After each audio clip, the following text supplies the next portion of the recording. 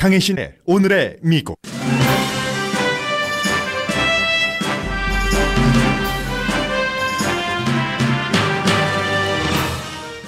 북한의 핵무기 테스트 중단과 일부 테스트당 폐쇄 발표에 대해서 미국에서는 좋은 뉴스지만 비핵화 선언은 아니라는 데 주목합니다. 미국의 북한 전문가들은 북한이 양보하려는 듯 보이려는 뜻은 미국도 양보하라는 압박이라고 분석합니다. 트럼프 대통령은 미국은 양보하지 않았는데 북한이 비핵화에 합의했다고 사실과 다른 트윗을 했습니다.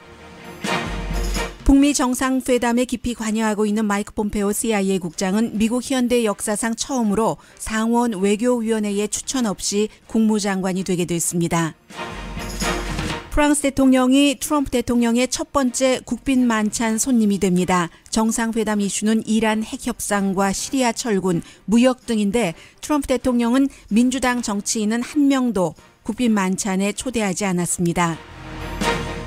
독일 앙겔라 머켈 총리도 이번 주 미국을 방문합니다. 프랑스 대통령과는 달리 지극한 환대를 받지는 않을 것으로 보입니다. 연방대법원은 이번 주 이미 일부 시행되고 있는 트럼프 대통령의 여행금지 행정명령의 위헌 여부를 심의합니다.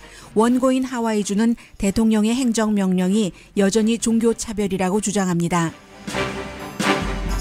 가장 영향력 있는 방송인인 팍스의 션 해니티가 방송에선 포크로저를 강하게 비난해왔습니다. 그러나 정작 자신은 20개의 유령 회사를 통해 800채가 넘는 포크로저 주택을 사들여 큰 돈을 벌고 있다고 가디언이 보도했습니다.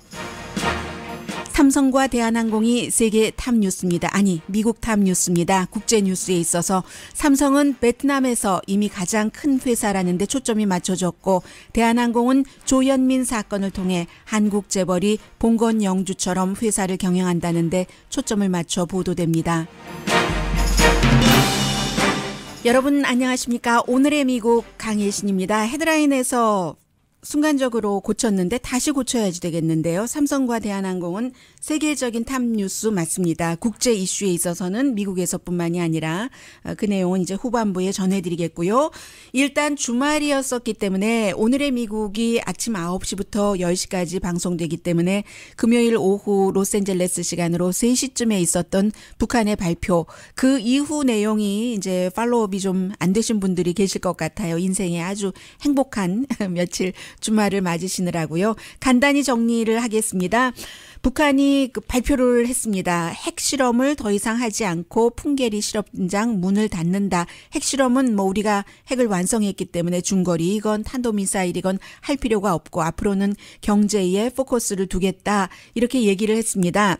그리고 트럼프 대통령이 이제 플로리다주에 있었잖아요. 플로리다주에서 물론 옆에 그 측근이 없었을 테고 외교 안보 이런 사람들, 그리고 또 트럼프 대통령은 평소에도 그 중요한 브리핑도 길게 하는 것을 싫어하고 하니까 트윗을 하는데 50분 정도가 걸렸습니다. 50분 한국에서는 빨리라고 얘기하지만 그렇지는 않습니다. 왜냐하면 그 사이에, 그 50분 사이에 트럼프 대통령이 다른 것에 대해서 트윗을 여러 개 했거든요. 민주당이 지금 트럼프 캠페인이나 러시아 또 위키릭스를 고소한 러시아 스캔들과 관련해 그런 트윗을 하는 동안에도 북한에 대해서는 트윗을 하지 않고 있다가 50분 뒤에 이제 환영한다는 얘기예요. 한마디로 문재인 대통령도 환영한다, 트럼프 대통령도 환영한다. 하지만 미국에서는 좀 냉정해지기 시작했죠. 그 1시간 이후부터는. 그런데 결국은 핵을 포기한다는 말이 없지 않는가. 그렇게 얘기를 했고, 그럼에도 불구하고 이 상징만으로도 북한이 자발적으로 핵실험을 하지 않겠다, 실험장 문을 닫겠다 하는 것만으로도 충분히 좋은 신호다라고 얘기를 했습니다. 그리고는 이제 토요일, 일요일, 주말에 세 개의 북한 문제 전문가들이 전부 분석을 했죠. 그런데 이런 모든 분석은 사실은 지금부터 있을 그 문재인 대통령과 김정은과의 회담, 또 그 김정은 위원장과 트럼프 대통령과의 회담에 따라서 결과가 달라질 수도 있지만 문재인 대통령으로서는 마이너스 날 게 없다. 이산가족 상봉이라든가 여러 가지 그 문화 교류만 하더라도 굉장히 그 좋은 성과이고, 당연히 이제 그 한국 날짜로 27일, 미국에서는 수요일 오후쯤 되겠네요. 26일. 그때 이제 우리도 다 그 지켜보면은 알겠지만 생중계를 한다고 하니까 뭐 정전으로 가는 여러 가지 얘기를 하겠잖아요. 그럴 테니까 당연히 그 문재인 대통령에게는 마이너스 나는 게 없고 그래서 한국에서도 북한에 대해서 대북 방송하는 그 확성기의 건전지를 지금 업시켰고요. 그리고는 이제 그 트럼프 대통령이 어제 아침에 트윗을 했는데 MBC의 척 타드가 미국은 받은 것도 없이 늘 그 북한에 양보만 한다 이런 얘기를 하니까 트럼프 대통령이 대뜸 와우 하더니 졸린 눈에 sleepy eyes 척 타드가 뭘 모르네. 미국은 양보를 하나도 안 하고 북한이 비핵화에 동의를 했다. 이런 트윗을 했습니다. 이 트윗은 상당히 문제가 된다고 생각되는데 많이 지적되진 않고 있어요. 왜 문제가 된다고 생각되냐면 앞서 말씀드린 것처럼 북한이 핵을 파기한다고 얘기를 하지 않았고 그러면 만약에 트럼프 대통령이 그 깊은 뜻을 잘 이해하지 못했다면 그것도 그 문제인 것이고 아니면 알고도 그렇게 얘기했다 할지라도 예를 들어서 마이크 폼페오 CIA 국장이 김정은 위원장을 비밀리에 만났기 때문에 그 비밀 회담에서 뭐 비핵화를 밝혔다고 하니까 그게 이제 우리가 원하는 그 미국이 원하는 완전히 모든 것을 다 없애버리는 비핵화다라고 생각을 하고 트윗을 그렇게 했을 수도 있습니다.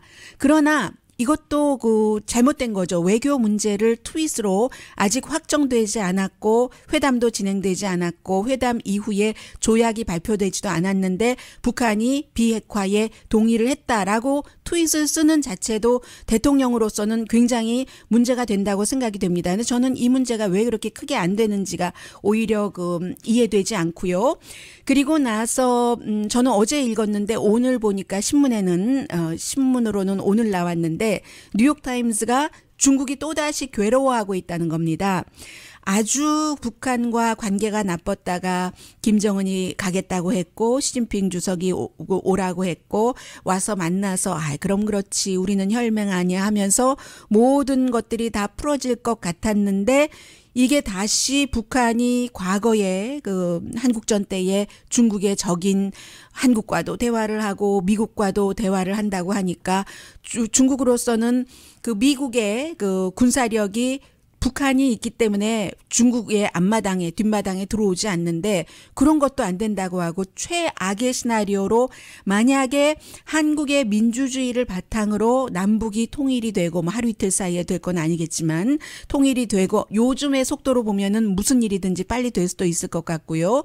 그렇게 남한 주도의 통일이 되고 뭐 주한미군이 주둔한다 할지라도 뭐 할 수는 있잖아요. 뭐 북한이 뭐 막지 않는다고 하니까 그렇게 되면은 중국으로서는 완전히 최악의 시나리오인 거죠. 아시아가 완전히 재편되기 때문에 그런 내용들이 지금 그 보도가 되고 있습니다. 방송에서도 마찬가지예요. 방송은 미국에서 뭐 CNN의 특파원이 북한에 뭐 굉장히 많이 갔었고 북한 이슈에 대해서는 어느 언론보다 빨리 케이블로서 제일 먼저 시작을 했으니까 그렇기도 하고요. 해서 북한 이슈를 잘 다루고 있는데 오늘 국무부의 그 특파원이 얘기를 하는 겁니다. Its own, I guess you could call it propaganda or anti-regime broadcasting 그 확성기 다 across the 껐다는 border 얘기예요. into North Korea. We've been over the past several days hearing all the right things from North Korea that they are willing to 북한에서는 그 모든 그 all the right thing을 다 지금 발표를 했다는 겁니다. 좀 전에 말씀드린 그런 것, 뭐 주한미군 주둔해도 좋다, 뭐 휴전협정을 뭐 정전협정으로 가자 등등이요. setting the groundwork then for the 그래서 이제 문재인 대통령이나 트럼프 대통령을 만나기 전에 북한이 그 이 같은 그 발표를 하는 것 자체는 굉장히 좋은 뉴스라는 것은 뭐 당연한 것이고요. 그래서 한국에서도 북한의 인권을 밤낮으로 비난하고 케이팝 틀어주고 북한군 사기를 저하시키려고 하는 말하자면 그 심리전이잖아요. 그런 것은 중단을 했습니다. 마이크 로저스라는 국가안보에 관해서 그 CNN에 계속 그 커멘테이터로서 활동을 하고 있는 사람 역시 전문가 역시 굉장히 좋은 great outcome이라고 얘기를 합니다. 북한의 발표가요. That he was willing to do that to get the meeting, and I argue that's a great outcome. Still lots of ways for this thing to go wrong, but a really good outcome. And 물론 이제 그 트럼프 대통령도 얘기를 했지만 가야지 될 길이 멀긴 하지만 빅 스텝이라고 얘기를 합니다. 그래서 이제 지금부터는 북한이 여러 가지 그 발표한 것도 있고 장기적으로 a really smart, long engaged diplomatic effort. Take what he has offered. Have the meeting, see if we can get to step 2. That's what I would recommend. 네, 이제 장기적으로 스마트한 미팅을 해야지 된다. 뭐 그 스마트한 미팅이라는 것이 테스트를 하지 않는다 하면은 뭐 여러 가지가 이제 또 그게 확인이 돼야지 되고요. 미국에서는 핵무기를 완전히 북한이 포기할 것이다라고 보는 사람보다는 그렇지 않을 것이라고 보는 사람이 많은 것 같습니다. 전문가들 사이에서요. 전문가 하면은 뭐 미국에서 북한 문제 전문가 하면은 최근에 갑자기 전문가가 된 사람이 많지만 이 사람은 그렇지 않습니다. 웬디 셔먼이 트럼프 대통령 때에 이제 그 북한 문제의 조정관으로 일을 했고 오바마 대통령 들어와서도 국무부의 넘버 4 그러니까 언더 세크리터리였었습니다. 그래서 북한 문제는 좀 잘 알고 있죠.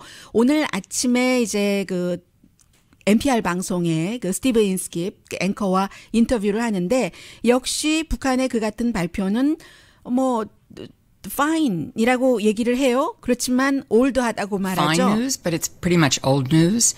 Kim Jong-un hasn't been testing his missiles or his nuclear weapons. 왜 올드 뉴스라고 얘기를 하냐면 좋은 뉴스긴 하지만 뭐 11월 달부터 지금까지 거의 이제 6개월 되나요? 한 번도 핵 테스트를 하지 않았으니까 그 당시에 뭐 수소 그 폭탄 등등 모든 것 우리는 완성했다라고 얘기를 하잖아요. 아직도 정교한 완성까지 가려면은 몇 개월 더 있어야지 된다라고 미국 전문가들이 보고 있지만 지금 이 시점에서 대화가 되고 그 대화가 잘 이루어진다면 추가 뭐 실험도 실험이지만 추가 연구 이런 것은 일단 중지시킬 수 있는 것이잖아요. 그런데 정말 중요한 것은 변하지 않은 것이 비핵화의 관점이 다를 수 있다는 거죠. 뭐 북한이 생각하는 비핵화와 미국이 생각하는 비핵화요. I think means really destroying and getting rid of all of the nuclear weapons and not having any delivery system.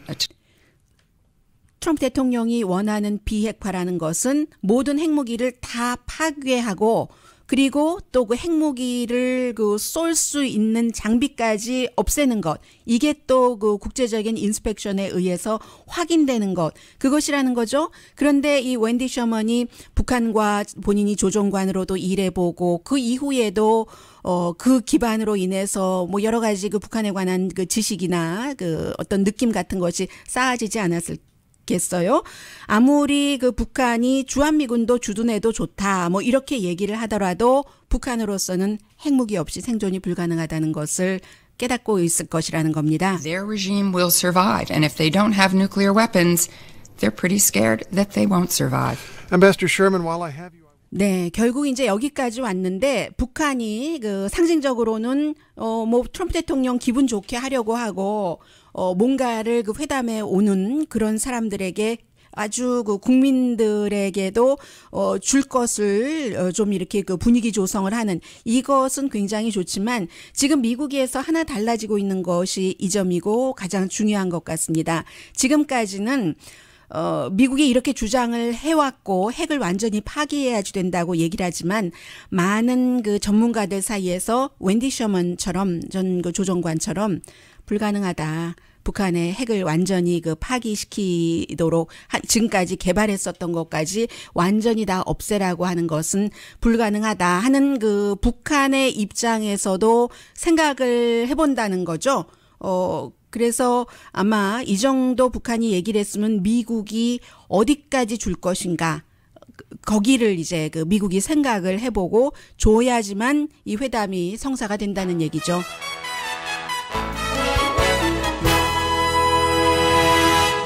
그런데 미국이 양보할 수도 있다고 보는 사람들이 많이 있습니다. 왜냐하면은 그 조건이 맞기 때문인데 북한으로서는 뭐 핵개발 어느 정도 했고 여기까지 왔으니까 미국과 회담하겠다고도 해봤고 이제는 너무나 경제가 어렵기 때문에 이 트럼프 대통령 주도로 했었던 경제 제재가 고통스러워서 그것도 좀 풀려나고 싶고, 그리고 아버지 할아버지 때와는 달리 환경도 달라졌고 해서 장마당 등으로 풀어줘서 북한이 더 이상은 모든 그 무역이나 경제 활동을 중국에 의존하지 말아야 되겠다 하는 그 김정은의 생각이 크고, 그럴 때 이제 본인의 정권 같은 것은 보장을 해준다면, 이제 30몇 살밖에 되지 않았으니까요. 그런 조건이 있고, 트럼프 대통령으로서는 다른 것 다 제쳐두고 누구보다 먼저 가지 않은 북한에 있어서 그런 길을 가서 성과를 이뤘다 하는 대통령이라는 평가를 받고 싶은 욕망이 너무 강하기 때문에 뭔가 양쪽에서 양보를 해서 딜이 이루어질 수도 있다는 거죠. 일본에서 지금 나오고 있는 뉴스를 보면은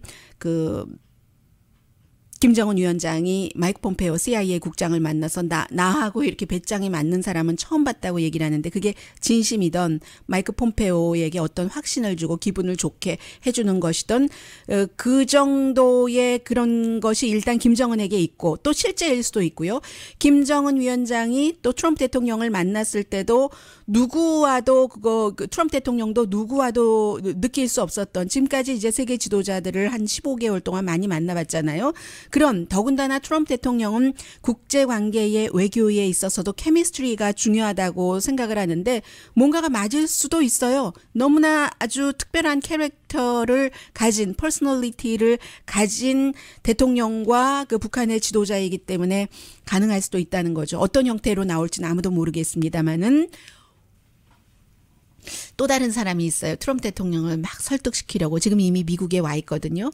이마누엘 마크롱 프랑스 대통령도 뭐 프랑스 역사상 나폴레옹 그 이후에 가장 젊은 대통령인데, 젊고 트럼프 대통령은 이미 70이 넘었지만 이 두 사람도 처음에 사이 좋았다가 조금 떨어졌다가 다시 지금 좋아지고 있잖아요. 그런 식으로 뭔가가 될 수 있습니다. 그리고 지금 그 트럼프 대통령과 프랑스 대통령과의 이 미팅은 북한과 미국의 정상회담에도 아주 중요한 역할을 할 수 있는 것이고요. 잠시 뒤에, 그리고 마이크 폼페오의 인주는 이제 인주는 받는 것 같은데요. 영광스럽게는 아니지만. 라디오 서울 방송 오늘의 미국 듣고 계십니다. 네, 마이크 폼페오 국무장관 지명자가 이제 북미 정상회담에 지금 뭐 여러 가지 일, 거의 모든 일을 여기 하고 있겠죠. 상원 인준 청문회 에서 어떤 결과가 나오기 전이나 후나 다 마찬가지일 겁니다. 그런데 지금 상원 외교관계위원회에서 보통 이제 국무장관을 인준할 때 전체 투표로서 과반수 이상 51표를 받아야지 되지만, 이제 소위원회에서 외교관계이기 때문에 국무장관이 외무장관이니까요. 미국에서는 보통 이제 추천을 하거든요. 그런데 올해는 랜드 폴 공화당 의원도 그에게 찬성표를 던지지 않겠다고 했고, 민주당 의원들은 전혀 찬성표 던지지 않겠다고 했고, 외교관계위원회 소위원회, 그래서 외교관계위원회의 추천이 없이 국무장관이 되는 첫 번째 현대 국무장관이 될 것으로 보입니다. 왜 된다고 제가 말씀드리냐면요. 좀 전에 웨스트 버지니아의 조 맨친 의원이 찬성표를 던질 것이라고 했거든요. 이것을 보면은 알 수 있듯이 조 맨친 의원의 지역구가 웨스트 버지니아입니다. 광부 많고 하는 곳이잖아요. 당연히 레드 스테이트고, 이 웨스트 버지니아에서는 트럼프 대통령의 인기가 굉장히 높습니다.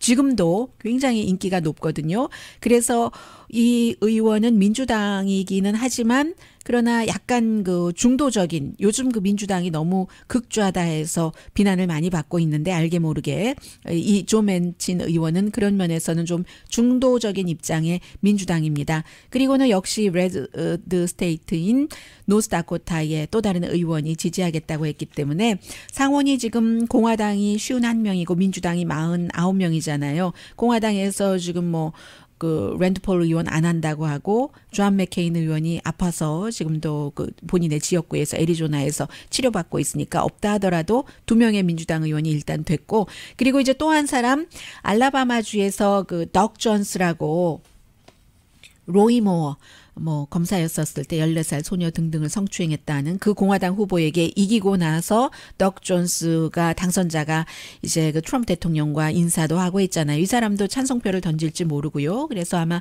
이제 통과는 되는 겁니다. 그래서 오늘 아침에 트럼프 대통령이 민주당이 그거 봐라 이거 뭐 통과시켜 주지도 않고 뭐 그렇기 때문에 공화당 정치인이 더 필요해 이렇게 얘기를 했거든요.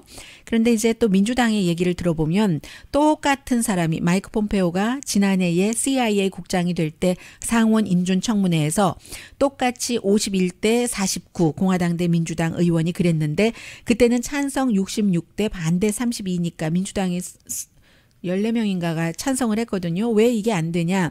CIA 국장이라는 자리와 국무장관이라는 자리는 다른 거죠. 더군다나 이제 민주당으로서는 민주당이 굉장히 중요하게 생각하고 있는 이란과의 핵 협상을 지켜야지 된다라고 하는데 이 마이크 폼페오는 그 부분에 대해서 그런 시각을 갖고 있지 않거든요. 물론 북한에 대해서도 뭐 정권 교체를 지지를 했었지만 그런 글도 여러 번 쓰고 연설도 했지만 지금 뭐 대통령의 국무장관 지명자로서 북한을 갔다 와서는 좀 다른 얘기를 하잖아요. 부드럽게. 그래서 바뀌기는 바뀌었지만 그럼에도 이란 핵 협상이라든가 파리 기후 조약이라든가 이런 데에 있어서 다 마이크 폼페오 지명자가 트럼프 대통령과 같은 입장이기 때문에 그 입장은 민주당의 뼈대, 민주당의 그 이슈에 대한 원칙과는 반대이기 때문에 찬성을 할 수 없는 거죠. 무조건 꼭 공화당이고 이 사람이 보수적이다라서 그렇다기보다는 그런 면이 조금 있습니다. 그리고 이제 또 한 사람이 지나 하스펠이라고 최초의 미국 CIA의 국장이 되느냐. 지금 부국장이에요.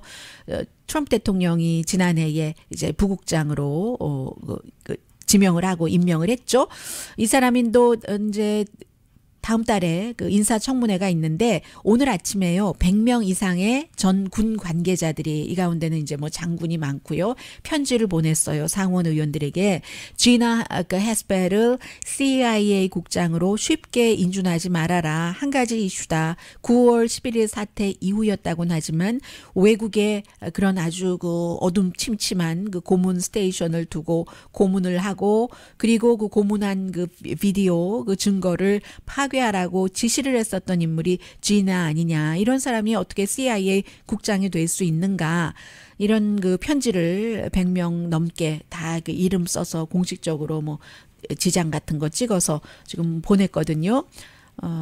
모르겠어요. 이 부분은. 그리고는 이제 오늘 저녁에는 트럼프 대통령이 조지 워싱턴 그 역사적인 그 주거지였던 그 마운트 버논에서 프랑스의 이마누엘 마크롱 대통령 부부와 함께 저녁을 하고 정식 국빈 만찬은 내일 백악관에서 하거든요.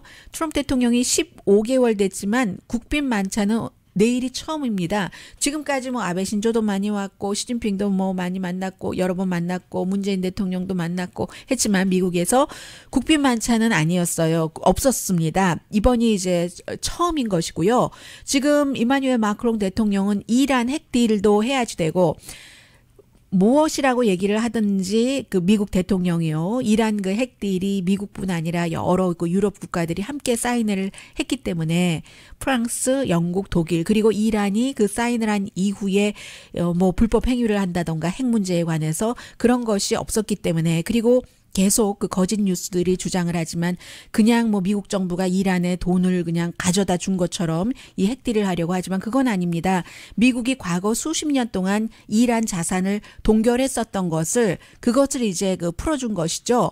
그래서 이게 다 정상적이었기 때문에 협상은 협상이다라고 얘기를 하면서 이렇게 쉽게 깰 수 있는 게 아니다 하는 것을 지금 프랑스 대통령이 미국 대통령에게 설득을 하려고 하는 것이고요. 시리아 문제도 아이시스 문제가 어느 정도 해결했다 하더라도 시리아에 미군이 계속 주둔해야지 된다. 그 밖에는 이제 뭐 유럽연합 그 관세 인상이 5월 1일부터 시작되잖아요.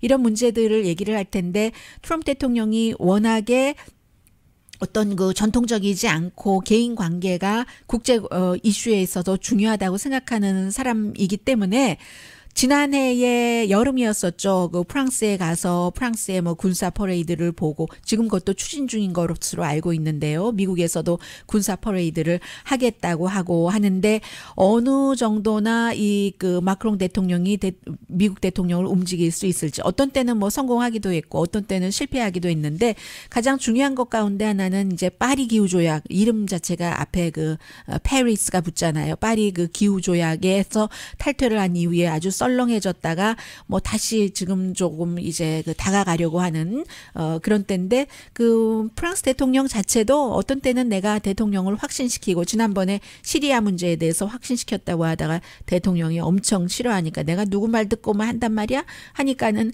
다시 뒤로 조금 물러났었잖아요.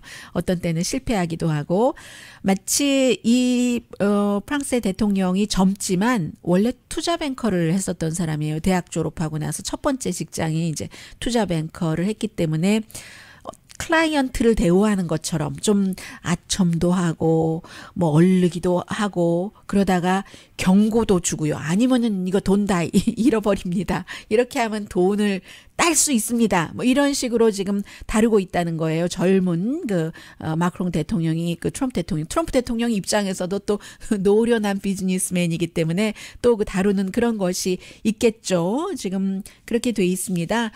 그래서 오늘 내일 그런데 이제 사실은 국빈 만찬은 포스트 레이디에게 아주 그 큰 숙제예요. 그래서 과거부터 쭉 있어 왔던 국빈 만찬이 그 내용 자체나 큰 틀은 물론 대통령 마음입니다. 그래서 이번에도 트럼프 대통령이 오바마 때나 또 공화당인 조지 부시 때도 조금 크게 했어요. 크게 하고 오바마나 조지 부시 때는 엔터테인먼트 이런 사람들도 많이 불러서 좀 그 뭔가 즐기는 그런 분위기 속에서 얻어낼 것을 얻어내고 줄 것을 줬는데 부시 대통령은 오바마 대통령 때 예를 들어서 국빈 만찬에 350명을 그 초대를 했다면 첫 번째 국빈 만찬이 오바마 대통령 때는 인도 그 수상이었고 부시 대통령은 멕시코 대통령이었었죠. 그 당시에 뭐 규모는 비슷했습니다. 그랬다면은 트럼프 대통령은 이것을 약 150명 정도로 잘랐어요. 그리고는 전통적으로 아무리 대통령과 백악관과 의회 야당의 사이가 나빠도 이런 그 국빈 만찬은 그 미국의 외교 이슈이기 때문에 야당 여당 의원들을 다 초대하거든요. 트럼프 대통령은 트럼프 스타일대로 민주당 의원들은 한 명도 초대하지 않았습니다. 여기까지는 이제 트럼프 대통령이 하는 것이고요. 언론사 멤버도 전혀 초대하지 않았어요. 그리고는 이제 나머지는 뭐 테이블을 뭐 네모나게 하느냐, 동그랗게 하느냐, 크기가 작냐, 크냐. 크기 작게 한 것은 오바마 때와 제클린 케네디. 그때 좀 이렇게 서로 가까이서 얘기하도록 그랬고 아니면 그 분위기를 중요시하는 사람들은 길게 이제 직사각형으로 한다던가 이렇게 하거든요. 그래서 지난번에 그 로라 부시 여사 얘기하는 거 보면은 결혼할 때 결혼식 할 때 너무 스트레스 받는 것처럼 그때 너무 스트레스를 받았었고 첫 번째 국빈 만찬 준비할 때 굉장히 힘들었다라고 얘기를 하는데 이제 그 나머지 디테일이라던가 이런 것은 이제 그 미셸 오바마 여사도 했었고 스트레스 받으면서 이번에는 멜라니아 트럼프가 하게 되는데 멜라니아 트럼프는 이제 그 프랑스 대통령의 와이프 30년 이상인가요? 30년 정도 아무튼 나이 차이 연상이잖아요.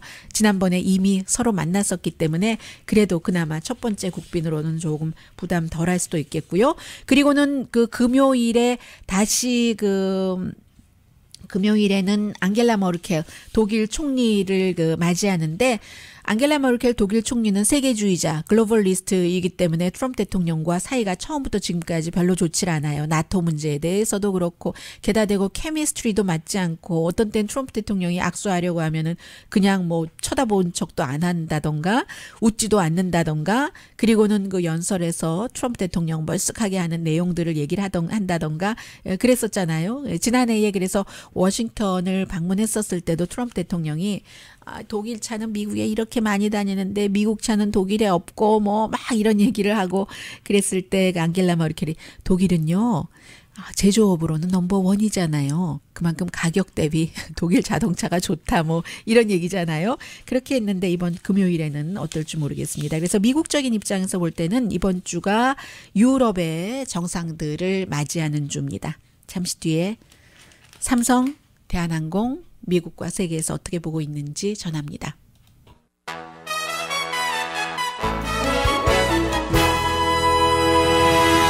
라디오 서울 방송 오늘의 미국 듣고 계십니다. 삼성은 왜 베트남에서 가장 큰 회사일까? 영국의 이코노미스트가 보도를 했습니다. 대부분의 스마트폰을 그곳에서 만드니까. 간단한 답은 이렇게 되고요. 복잡한 답은 베트남과 삼성의 이해관계가 맞으니까. 그런데 삼성이 베트남에서 또 그 일을 아주 대우를 잘해주면서 하는가. 그것은 이제 또 다른 문제인 거예요. 한국 재벌이 어떻게 그 일을 하고 있는가. 뭐 대한항공 얘기도 잠시 뒤에 말씀을 드리겠습니다만은 삼성전자 그 공장이 베트남 북부 타이응우엔 네, 6만 명 이상 직원이 있다고 하죠. 세 군데 국내 식당에서 하루에 13톤의 쌀이 소비된답니다. 베트남 국수 먹고 싶네요. 세계 어느 나라보다도 지금 베트남에서 삼성 때문에 휴대폰을 가장 많이 만들고 있는데 베트남의 삼성전자에서 세계 그 전화기에 뭐 거의 뭐 3분의 1 정도를 그 만든다는 것이요. 삼성이 베트남에 170억 달러 정도를 투자했고 서로 중요하다는 거죠. 왜냐하면 로컬에 지난해 하청 그 회사도 뭐 80억 달러 정도 매출이 있었으니까요. 중국 다음으로 이제 스마트폰 수출을 많이 하는 나라가 메이드 인 그 베트남 것이 됐고 삼성이 베트남 전체 수출의 4분의 1을 지난해 차지했답니다. 2,140억 달러. 한국뿐만 아니라 베트남에서도 중요한 회사인 거예요. 그래서 그런데도 불구하고 삼성 공장의 작업 환경이 너무 후졌다. 이렇게 그 얘기들을 많이 한다는 거예요. 그렇지만 또 한편으로 생각해 보면 삼성이 있는 곳이 다른 곳에 비해서는 조금 그 부자 동네가 점점 돼가고 있다는 거예요. 식당도 잘 돼, 샵도, 호텔도 마치 그 구름버섯처럼 이제 중간에 이렇게 돼서 삼성의 그 납품하는 그런 회사들 여러 가지가 보면은 지난 3년 동안 7배가 늘었다고 하니까 당연히 삼성이 베트남에는 큰 투자가죠. LG전자도 뭐 하고 있기는 하지만 롯데도 하고 있긴 하지만 삼성이 훨씬 이제 대단한 거예요. 그런데 이러한 것들이 모두 또 베트남이 외국의 그 직접 투자를 가능하게 해줬기 때문에 그 Foreign 그 Direct Investment라고 해서 FDI로 약자로 하는데 지난해 GDP에 외국의 그 직접 투자가 8%나 차지했다는 것. 이것은 베트남 정부가 뒷받침을 하니까 할 수 있는 것이고 이제 지난 10년 동안 그 굉장히 빨리 그 성장을 한다는 거예요. 경제 성장이 1년에 7.4%인 곳이 베트남이고 2018년 1, 4분기에도 아시아에서 가장 빨랐는데 삼성으로서는 베트남이 중국에 비해서 노동력도 젊고 싸고 많고 해서 이제 뭐 중국에서 베트남 쪽으로 갈 수밖에 없다는 얼마 전에 미국의 언론도 비슷한 내용을 보도를 했었잖아요. 그렇기 때문에 애플보다 가격이 삼성이 더 쌀 수 있다 하는 얘기입니다. 애플은 지금 중국에 많이 의존을 하고 있고요.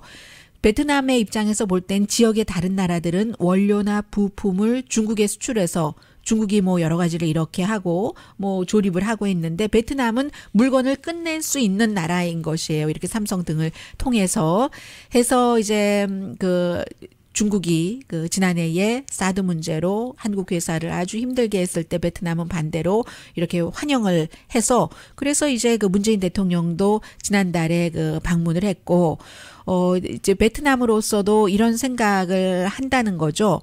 고래 사이에서 우리가 언제까지나 새우일 수는 없다. 중국과 일본 사이에서 우리도 경제가 커야지. 북한도 이제 그런 생각을 하고 있는 것처럼 보여요. 그래서 작은 동맹국들이 스스로 운명을 개척하는데 베트남이 지금 이 계획이 순조롭게 되고 있고 삼성과 뭐가 맞다 하는 얘기입니다. 그리고는 이제 뉴욕타임스뿐만이 아니라 거의 모든 미국 언론이 보도를 하고 있는데 대한항공의 그 마케팅 부분이죠.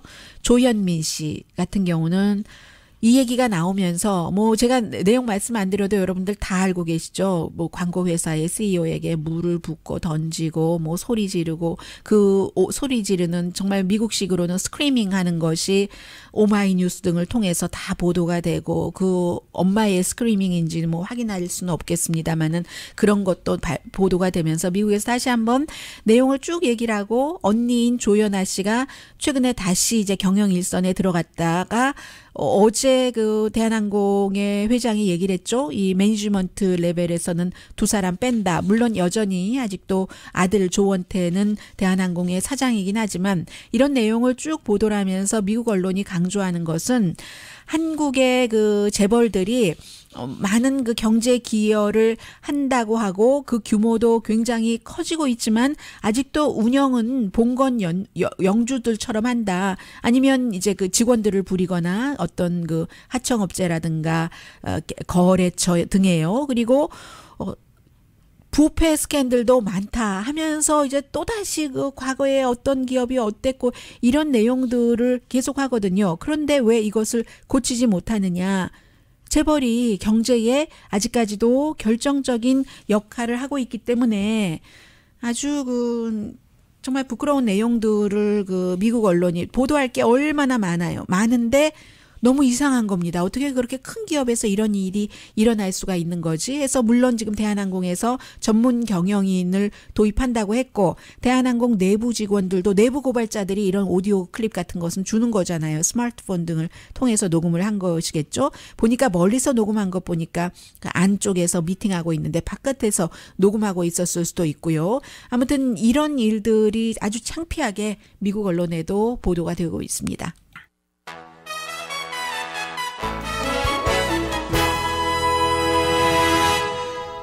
라디오 서울 방송 오늘의 미국 듣고 계십니다. 연방 대법원이 이제 수요일에 양측의 논고를 들을 텐데 그 대통령이 이민에 관해서 세 번째 행정명령을 내렸잖아요. 첫 번째, 두 번째 버전은 전부 그 무슬림 국가에서 오는 사람들 막았기 때문에 세 번째는 북한과 베네수엘라 상징적이긴 하지만 넣었습니다. 그리고 이제 이라크 빼주고 이란, 리비아, 소말리아, 뭐 시리아, 예멘 이렇게 됐는데 하와이주에서 그럼에도 불구하고 헌법에 위배된다. 여전히 무슬림 국가에서 오는 사람들이기 때문에 베네수엘라에서는 뭐 고위 관계를 막았고 북한 사람들은 뭐 안 오니까는요.